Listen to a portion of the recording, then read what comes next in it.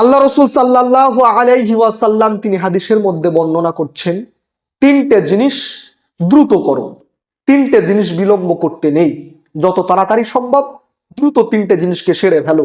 এক নম্বর, নামাজের সময় হওয়ার সঙ্গে সঙ্গে নামাজকে পড়ে নাও।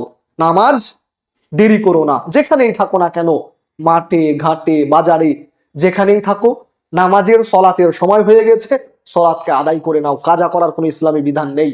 ফজরের নামাজ আসরের সময় তুলছি, আসরের নামাজ এশার সময় তুলছি, ইসলামে এমন কোনো বিধান নেই, এটা মন গড়া বিধান। নামাজ হওয়ার সঙ্গে সঙ্গে আপনি পড়ে নেন, আপনি উজু করে ফরজটা পড়েন, সুন্নত পড়তে হবে না। তাহলে নামাজের সময় আসার সঙ্গে সঙ্গে সলাতকে আল্লাহ রসুল পড়তে বলছেন। দ্বিতীয় নম্বর, সন্তান ছেলে মেয়ে বিবাহ উপযোগী হয়েছে, বিবাহ দিয়ে দাও। যৌবন চলে এসেছে, বিবাহ দিয়ে দাও, বিবাহ দেরি করতে নেই। আজকের অভিভাবক আমরা ছেলেকে বলছি দাঁড়া, একটা চাকরি কর, নিজের পায়ে দাঁড়া, করতে করতে বয়স 30, 32, 35 হয়ে যাচ্ছে, সন্তানের বিবাহ দিচ্ছি না।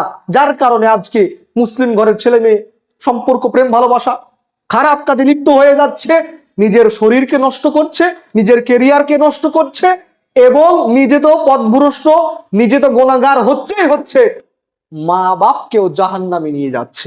সন্তান ছেলে মেয়ে যৌবন চলে এসেছে, বিবাহ দিয়ে দেন। তাহলে নামাজ সময় আসার সঙ্গে সঙ্গে আল্লাহ রসুল বলছে পড়ে নাও। ছেলে মেয়ে বড় হয়েছে, বিবাহ দিয়ে দাও। 3 নম্বর, আল্লাহ রসুল তিনি বলছেন, মৃত ব্যক্তি যখন কোনো ব্যক্তি মারা যাবে, যত দ্রুত সম্ভব তাকে দাফন করার ব্যবস্থা করো। মারা যাওয়ার সঙ্গে সঙ্গে দাফন করার ব্যবস্থা করো।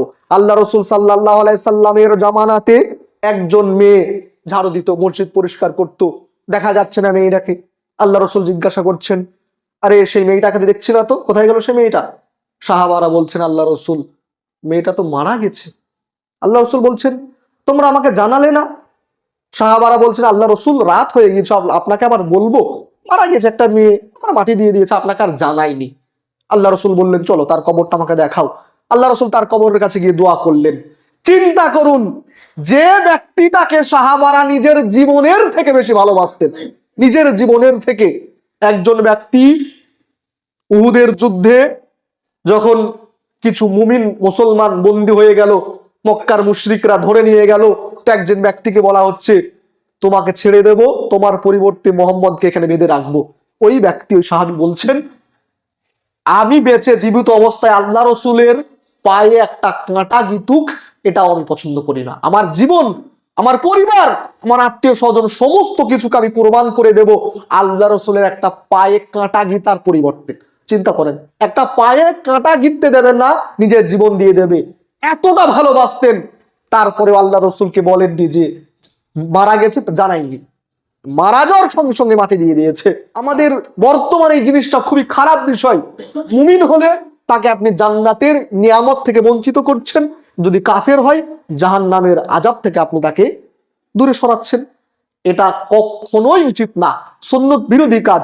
মারা গেছে, যত দ্রুত সম্ভব তাকে মাটি দিয়ে দাও।